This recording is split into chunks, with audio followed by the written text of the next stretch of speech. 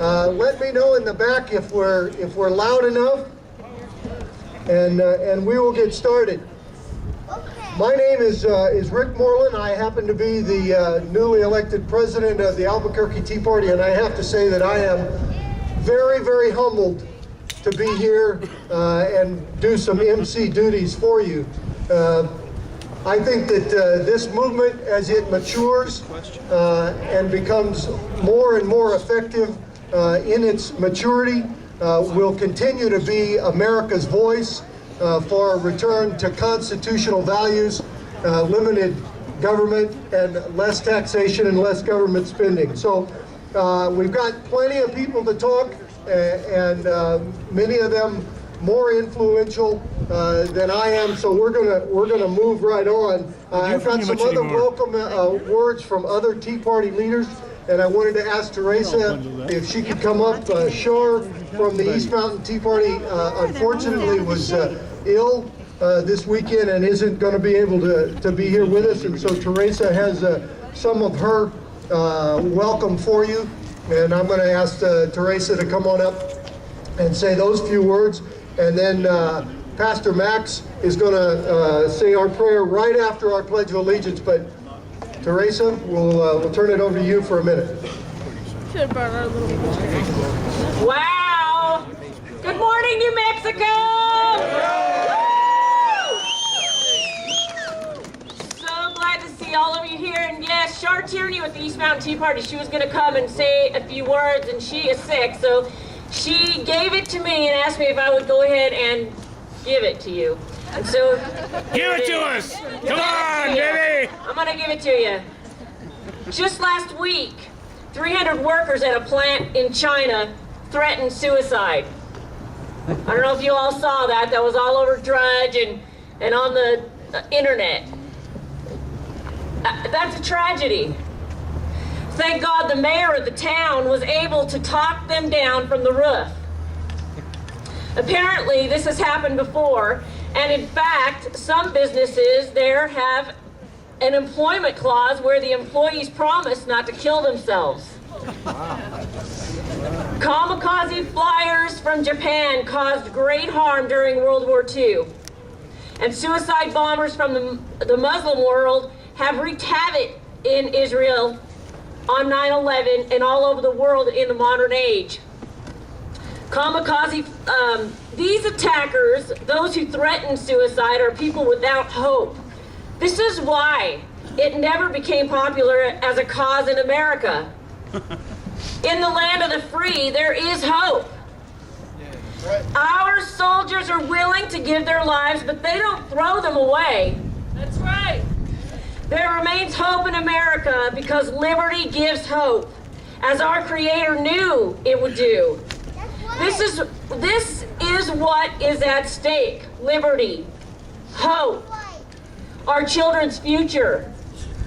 They want to rewrite the Constitution. They are striving to fundamentally change America into something we cannot recognize. In God we trust, and to freedom we cling. Our hope rests in we the people, in the officials we put into office, and in our faithful Creator. God bless everyone. That's from Shar Tierney.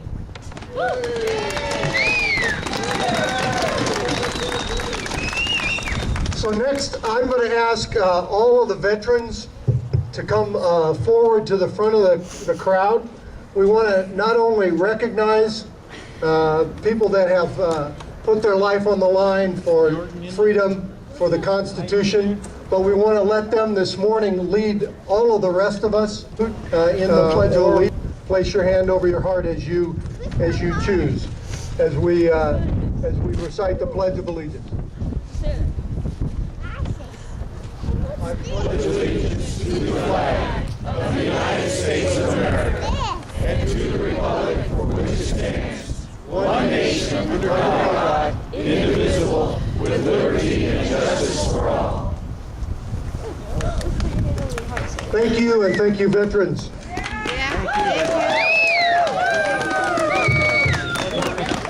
Pastor Max, I'm going to ask him to say a prayer about the session and about today. Pastor Max, the leader of, those of you who may know, the Christian Tea Party in the area here. And so I'd like you to welcome Pastor Max. God bless each and every one of you, first of all.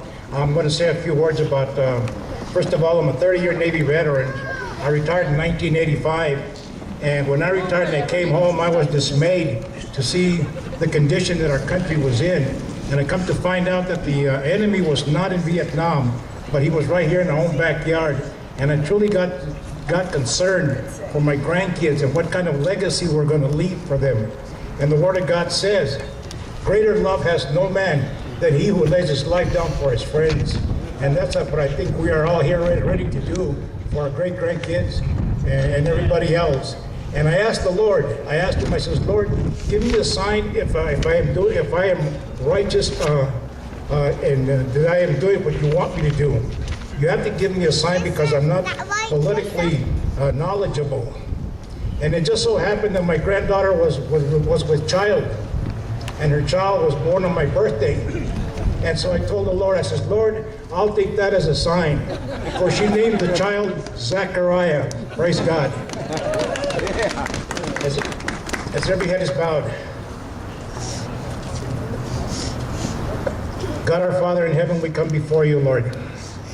Your faithful, humble, and obedient people, Lord, praying that we are righteous in your sight, Lord. Not that we are with you, Lord, but that you are with us, Lord. Thank you, Father, for all the blessings, seen and unseen, Lord. And I pray, Lord, that all the things that we do here, Lord, will lift up your name, will lift up your home, Lord, and that we can give you praise, honor, and glory in all the things that we do, Lord. And I pray, Lord, that you would place a hedge of protection over everybody here, Lord, and everybody that's on their way here, Lord. And when we depart here, Lord, we will depart in the flesh, but we will not depart in the spirit, but we will stay connected with you, Lord. In Jesus' holy name I do pray. And all of God's people said, Amen. Amen. Amen. Ready to go inside?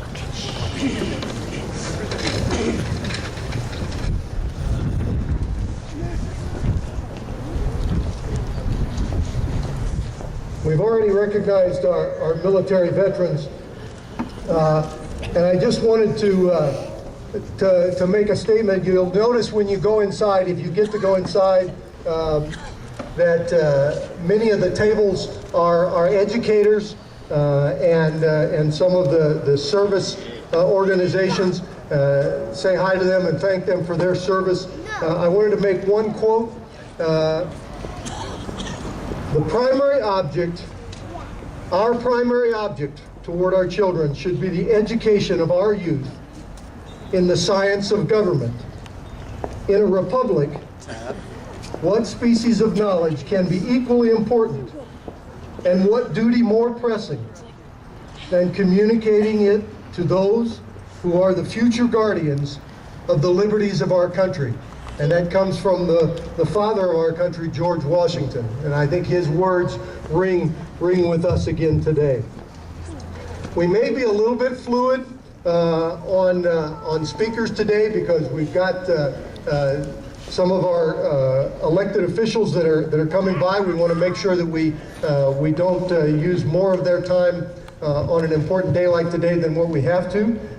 We had invited the governor, and she could not come.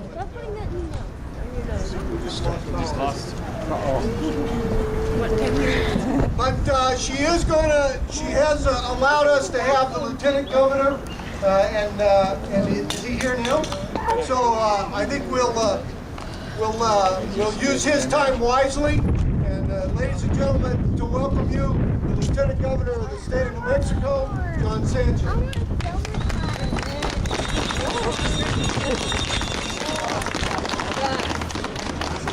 Here it is.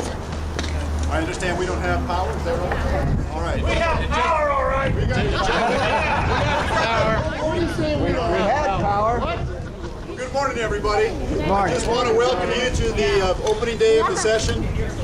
I just want to continue to encourage each and every one of you who believe in less government, lower taxes, and the return to constitutional conservative values. That's what this is all about.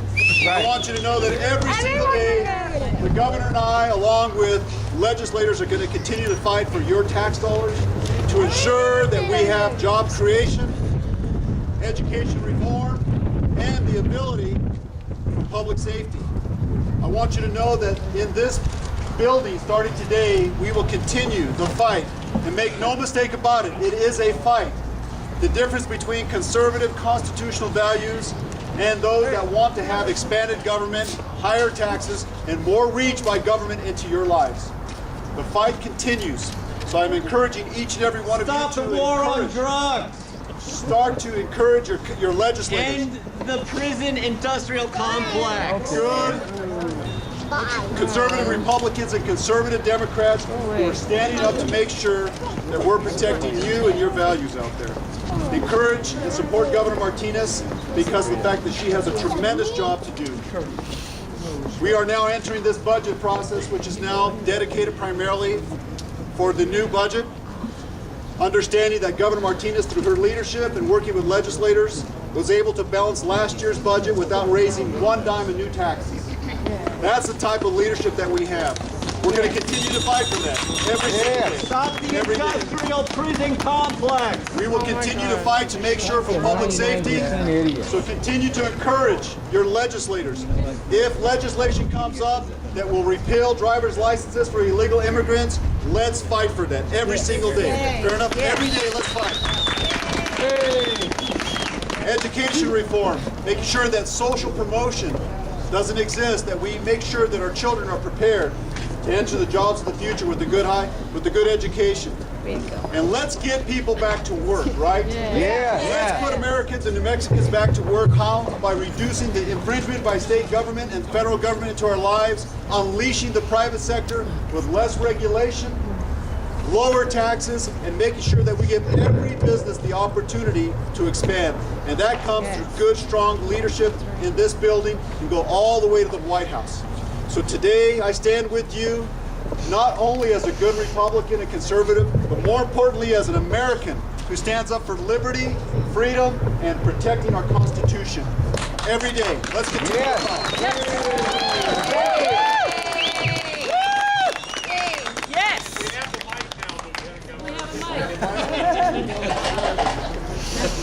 All right, how's that, better? Yeah!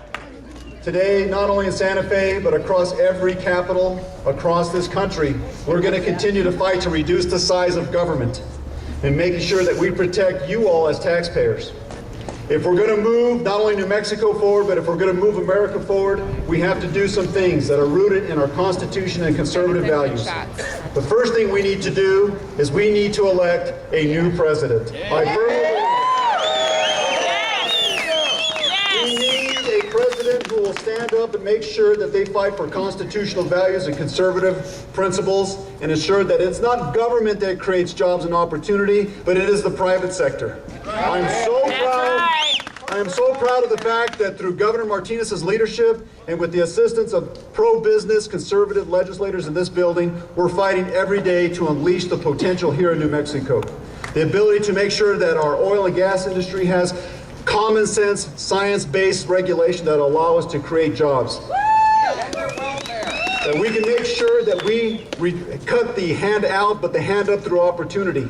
So every single day, I'm encouraging you to continue, not only during this 30-day session, but as we go forward, all the way through November of this election cycle, that you support constitutional, conservative, pro-business, common sense-minded leaders who will fight for your values, which are not just only rooted in the Republican Party, because today, folks, it doesn't matter what your registration is today.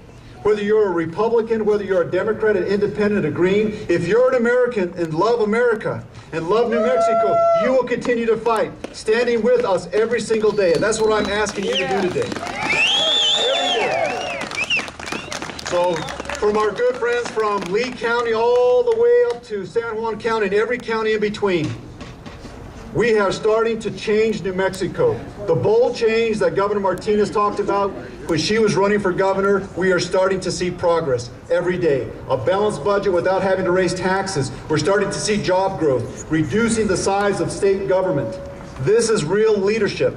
And I'm proud to stand today with Governor Martinez and our friends in the legislature that will continue to fight not only for those good fiscal matters and constitutional values, but those issues that are important to all of us as Americans.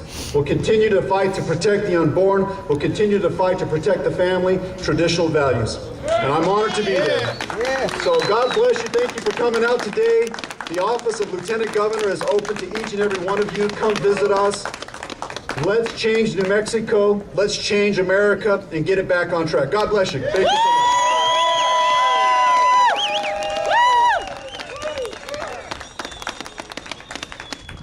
So the Lieutenant Governor segued into the next thing that I wanted to do today is to show the breadth of the Tea Party movement in the state of New Mexico. And I don't know how many are here from everywhere that you've come from. So what I'm going to try and do is I'm going to start on my left, on the crowd's right, and I see that Las Cruces Tea Party is here all the way from Las Cruces, and I want them to give everybody a shout from Las Cruces.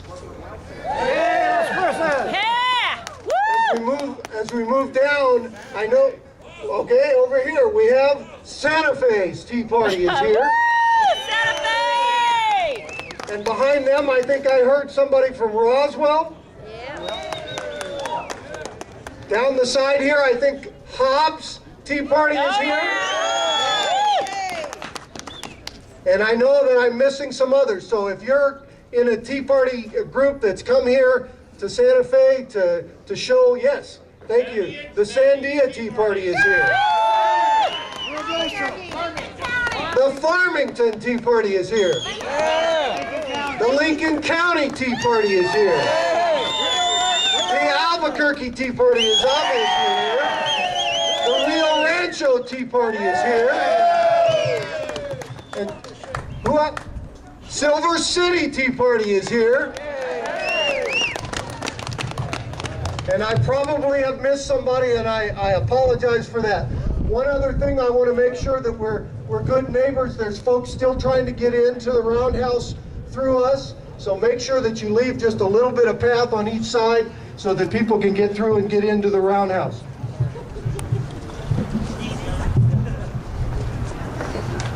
So I want to get started with some of the representatives that are here that have taken time from their first day of the legislative session to talk to us. And the first of those is a representative that is from my area, Representative Smith in District 22. He represents several counties, and he is actually from Sandia Park. He is a Republican, and he helped arrange for the room that we're going to have this afternoon for our meeting. And so I hope that we've got him up here somewhere here. Representative James Smith. Good morning. Good morning. Morning. Welcome, Patriots. Yes! Woo! Although I got to tell you, I'm not real happy with what the Patriots did to my Broncos.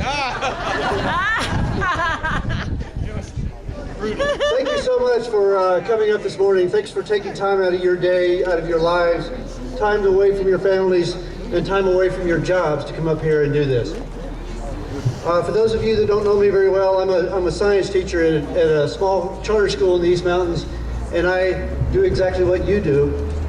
I take an unpaid leave of absence to come up here to do your work. And I'm so proud that you guys would come up here today to come up and talk to the government and tell us what you want to accomplish this session. You have 30 days to do that. This is the only time that we have is this 30 days. And I want to tell you that we hear you. Those that are my colleagues that you can also hear from today also hear you very clearly. We understand the idea that you want less taxes, limited government, and more freedoms. As you know, pardon me? Less spending on military, cut our taxes. Let me tell you that what Eisenhower was right. Let me tell you that what I'm here for. As you know, I'm a science teacher, and I believe in the physical laws of the universe. And one of those laws that I believe in was actually said by Ronald Reagan a number of years ago. that as you expand government, liberties contract. So I want to let you know that I'm hearing you. I'll do everything I can this session to work for you. And during this session, I want you to talk to the people that don't listen to you, especially. There are a lot of people here that don't listen to you, and I will help you get in to see those people because you have 30 days to get this accomplished. And after 30 days, if they're not listening to you, I know that in November, they will hear you loud and clear. Yes. So God bless all of you. Thank you for coming, and I'm looking forward to this session. Thank you. Thank you. Thank you.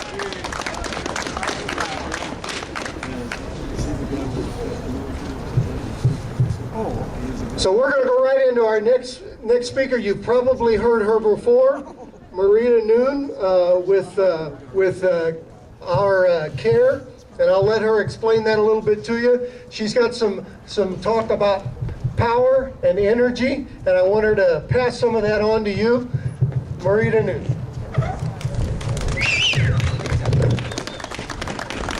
Thank you so much, Rick, and to all of you here this morning. As we get started here, I want to ask you a question.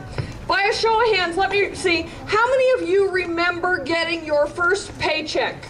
Yeah. Okay? For most of us, that's almost all of you have raised your hand that you remember getting your first paycheck. And for most of us, that was the first time we became aware of the government intrusion in our lives. Do you remember how you felt when you got your first paycheck and you looked at how much money the government was taking from you? Do you remember that feeling? For me, I was getting $1 an hour on my first paycheck. For many of you, it may have been more like 5, and some of you, it might have been 25 cents.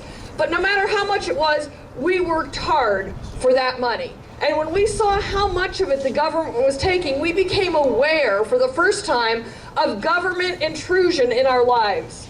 They say that that's when most people change from being liberal to conservative, is when they get that paycheck and begin to see how much the government is taking from their check.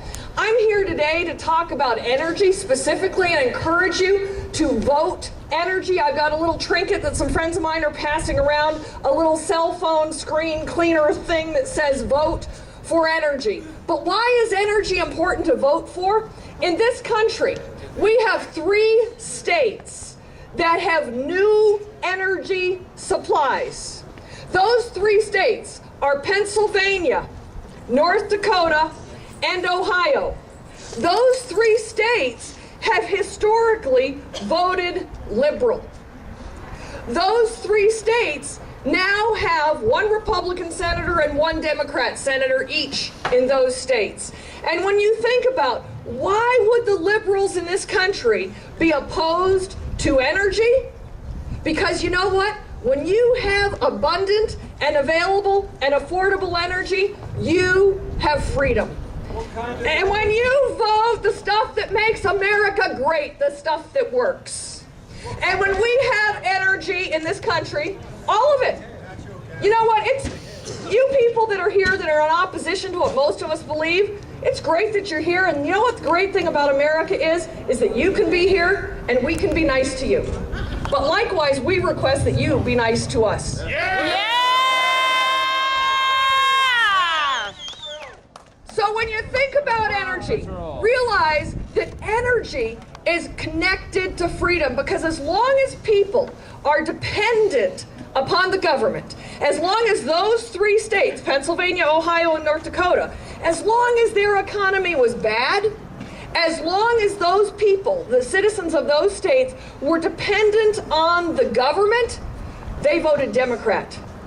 But as those people are beginning to get freedom and beginning to realize how much the government is taking out of their taxes, or taking out of their paycheck, they're beginning to realize the intrusion of the government in their lives. They're starting to vote differently. So the liberals in this country are opposed to energy, because with energy comes freedom.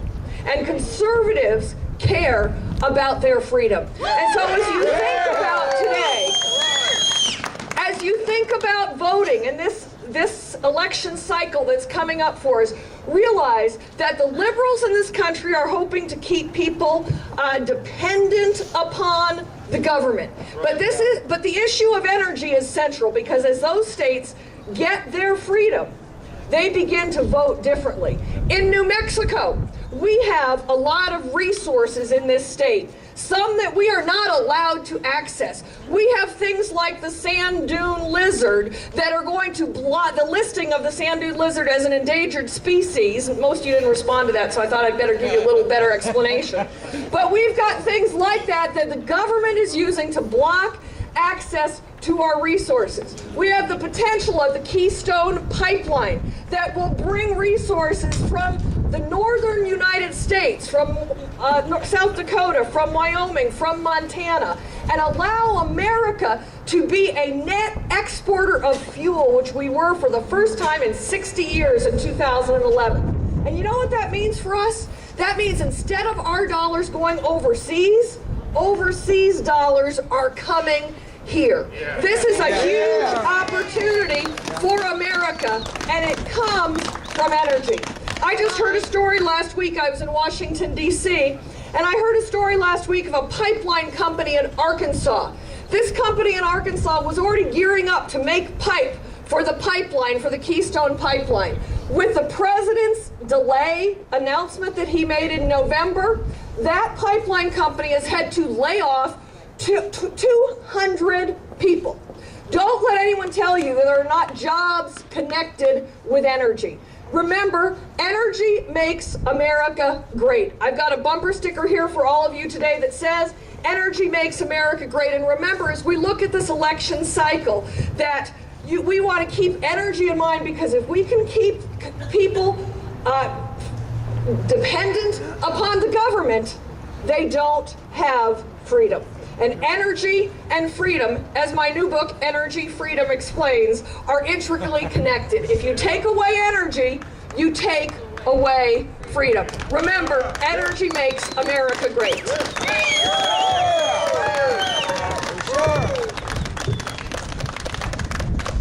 See, I told you she'd give you some energy. Yeah.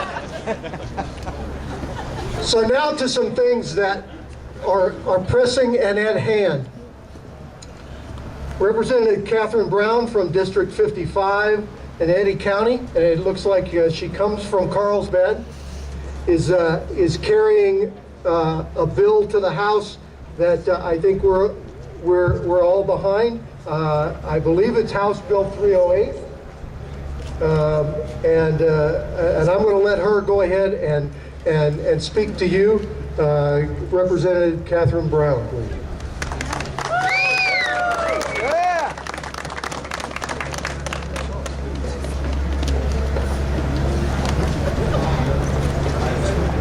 Good morning, everybody. Morning. Thank you for the invitation to come speak to you.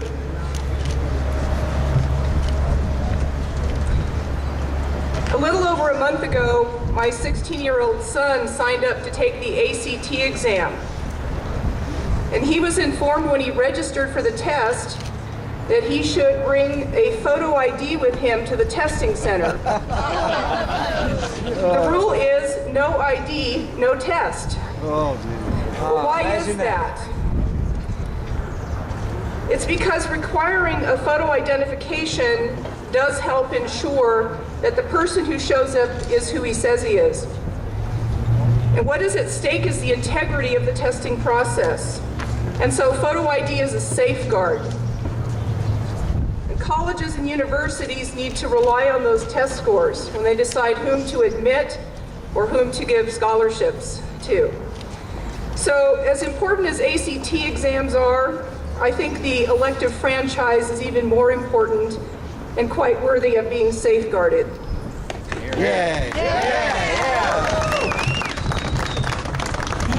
Last year, I sponsored House Bill 577, a voter ID bill. I was not the only legislator who had a voter ID bill. The bill didn't go very far in the process. It was held a long time till the end of the session, just about. We barely got a hearing on it.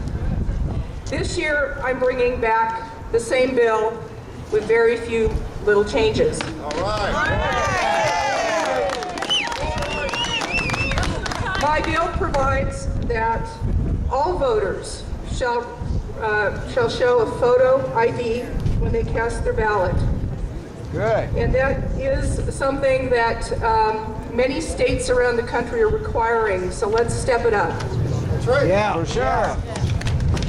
For people who don't have a photo ID, we have provided in the bill that those folks may receive a free photo ID at a motor vehicle division office anywhere in the state.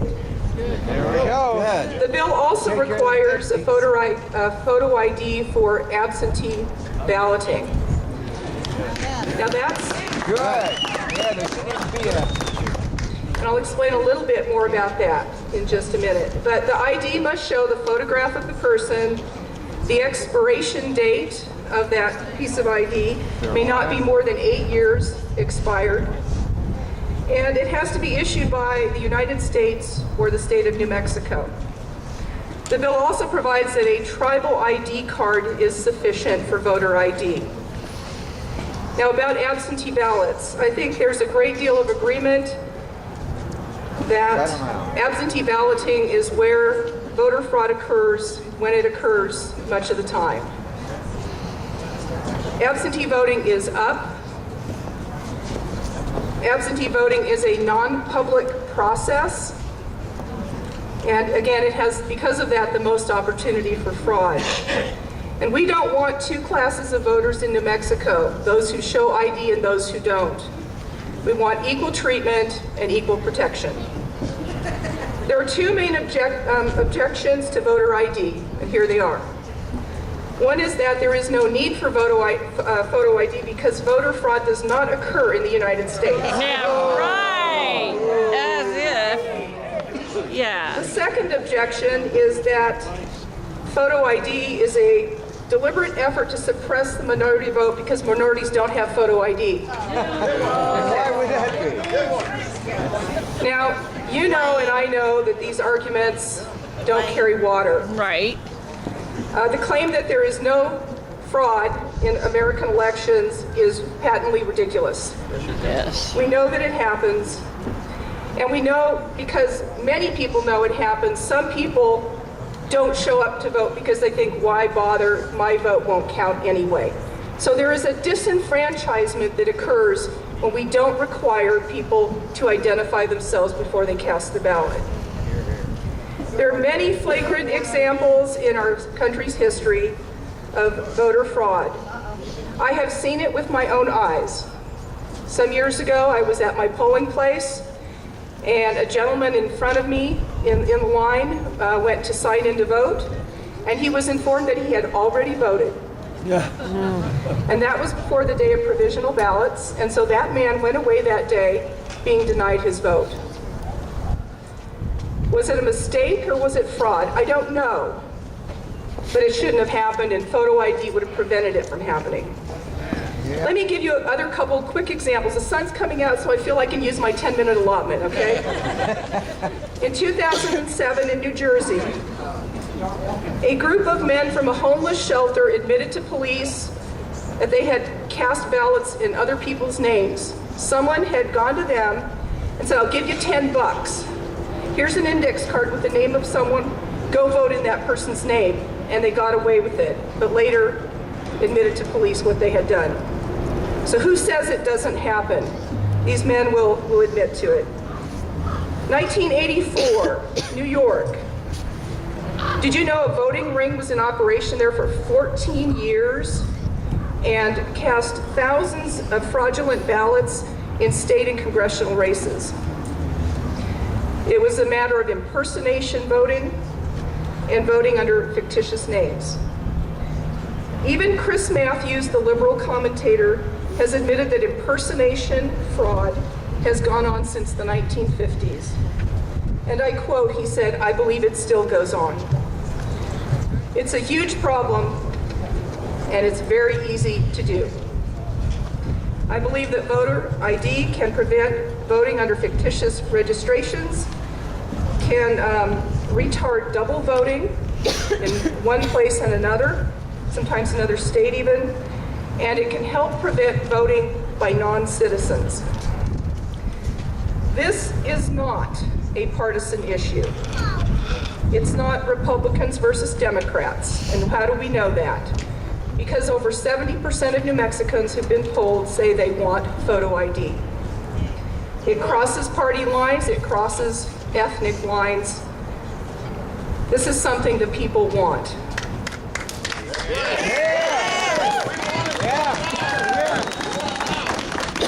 So we agree that we need to take basic steps to ensure the security of our voting system, and photo ID is low tech. We can do it. Statistics show that photo ID requirement does not keep people in minority groups from coming to the polls. In fact, just the opposite. Study after study by political scientists show that where a strong voter ID bill is in place, participation in elections by minority groups is higher than in places where they don't have that requirement. All right. I believe that we have an affirmative duty as legislators to, and I'll read it slowly, to enact such laws as will secure the secrecy of the ballot, the purity of elections, and guard against the abuse of the elective franchise. Now, these aren't my words, folks, and this is not a paraphrase. These are exact words from our state constitution, which we legislators took a vow to uphold. It says we shall enact laws to guard the elective franchise. We live in a modern era where identity theft is a common occurrence. When I was a kid, I never heard of identity theft. I don't know that it existed, but it's something we hear about all the time, and we all probably know someone who's been affected by it, if not ourselves. Is anybody immune to this problem? The United States Supreme Court has upheld photo ID. It is constitutional. There's a case, the Crawford case, in which the court said that states are justified in requiring photo ID. A state's interest in fair elections is sufficiently weighty to justify the requirement. They have said clearly that photo ID is not a poll tax. Any burden at all for getting a photo ID is light. And as I said earlier, photo ID will be given free to anybody who doesn't have one and even if you can't afford one. So there's nothing stopping us there. Let me just add that other countries around the world, I've said that other states have this requirement. Last year was declared the year of photo ID, voter ID. It's a big issue in legislatures all across the country. But even foreign countries are putting safeguards in place. India is moving to requiring not just a photo ID, but iris scans and other metrics to identify people. Our neighbor to the south, Mexico, spent $1 billion cleaning up its voter rolls. And Mexico now requires voter ID. And did you know that in our country, in most union elections, you must show a photo ID? And so I think it's time for us to insist on this common sense measure. It's doable, it's justified, and the people want it. When you have a 70% or higher approval rating, you need to know that that is rare in the realm of politics and government to have so much agreement on an issue. And so I encourage you to speak to your representatives and tell them now's the time for photo ID. Get her done! Yeah. That's right! Woo! Yes! Yeah! So thank you again for allowing me to be here this morning. God bless you. I love the signs. It's great. Thank you for being here in this cold weather. And I ask for your prayers, not only for myself, but for all of us who serve. Yes. God bless you. Yes. Thank you. Thank you. What? That's awesome. What she said. That's awesome. Another one of our representatives, the brave Andy Nunez, Yes. from District 36 in Doña Ana County and Hatch, has come to talk to us about a bill that he's bringing forward. Yes. Woo! Yeah. Thank you. It's great to be here, and I really appreciate y'all asking me to come and talk a little bit. I'm not going to talk about voter ID because I'm going to talk about the driver's license for illegal immigrants. The bill, HB 78 I had last year, identical bill is going to be introduced, and I'll probably drop it tomorrow. And hopefully we'll get your all's help from everybody to get that bill through. Yes, And it's not, you know, it's I don't know why some of our senators have no idea what illegal means, you know. And a lot of them that are doing this, even in the House, you know, they're teachers. And the teachers are teaching their kids that they don't know what illegal is themselves, you know. It really bothers me. And what we're doing, they say it's anti-Mexican, it's not. What we're doing, we have people coming from all over the world that are coming here to try to get driver's licenses because only the state of Washington and New Mexico have such a law. Utah has a kind of a little bit, but the full license law is just in Washington and New Mexico.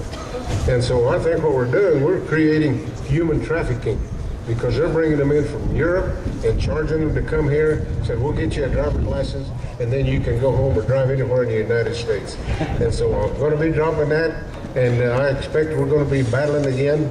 But I didn't change a word in that bill because I don't want to give the opposition any reason to try to bring up any new arguments on the bill. And so it'll be the identical bill. Great. But I have another bill that's going to be controversial, and I don't think it is. I'm introducing a Senate joint resolution in the House that allows independents to vote in the primary. And so doing that, you know, there's over 20% of the people in the state of New Mexico are like me, DTSs, declined to state. And so, and I know that if we get this thing through, then it'll be close to 50% of the people will be DTSs. You know, they don't want to go one way or the other. And because they're like me, I don't vote 100% Republican, I don't vote 100% Democrat. The only ones that I vote 100% for are the DTS's bill, because those are mine. That's the only ones I'll vote for, that I can guarantee I'll vote for. But anyway, it's good to have you all here, and I hope you all get some hot chocolate or coffee, because I'm going to go in and do that. And so thank you for being here, and thank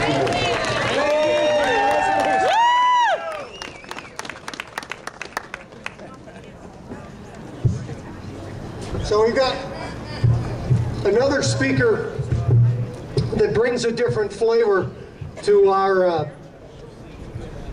rally today. Dax Contreras is the founder of Hispanos Unidos, and he wants to talk to you about freedom and about some things that we understand and that we know cross boundaries of race, creed, because they are those most basic things about freedom and this country. And so I wanted to bring Dax in and let him say a few words for you. Some words of encouragement and some words about freedom and the Tea Party organization from Teresa.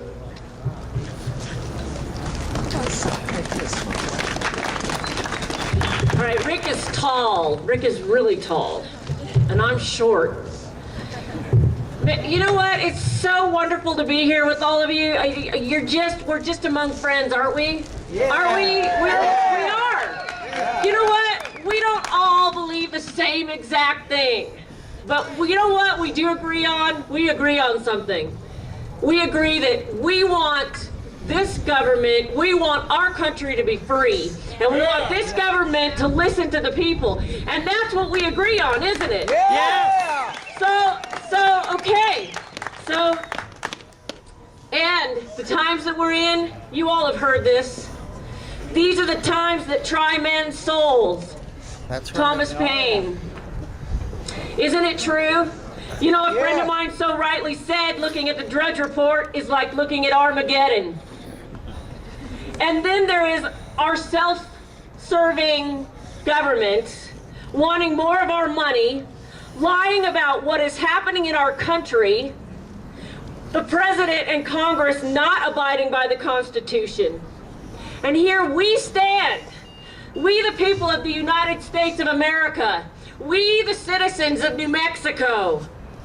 We would like to live our lives, raise our children, work, establish our own businesses, have freedom to pursue life, liberty, and happiness.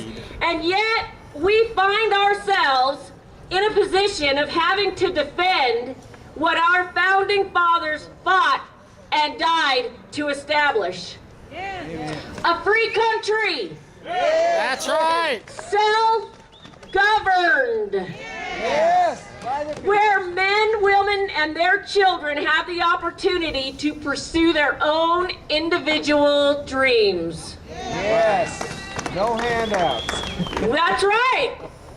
We are gathered from all over the state. Some of you drove hours to be here. Some of you came in last night and spent your own money to stay at a motel. Why? Why? Because you love freedom. You are willing to take the necessary measures to see that the liberties of your children and grandchildren are preserved. Yes. This is our generation. That's right.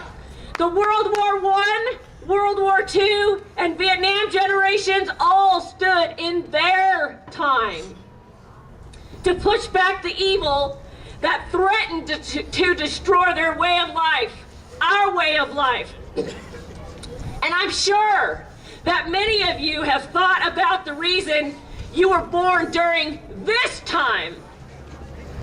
If not to preserve the freedom of the United States of America, then what?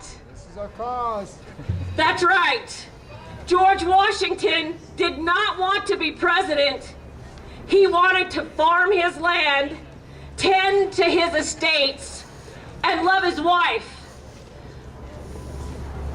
But his love of God, his call to duty, and passion for this country compelled him to act.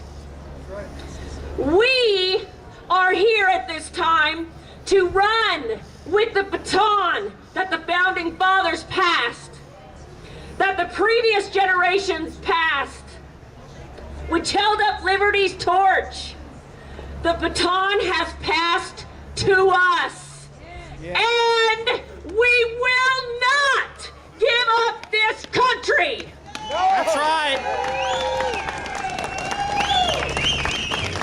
And as Samuel Adams so rightly said, if ever time should come when vain and aspiring men shall possess the highest seats in government, our country will stand in need of its experienced patriots to prevent its ruin. So, watch and pray. Act and pray.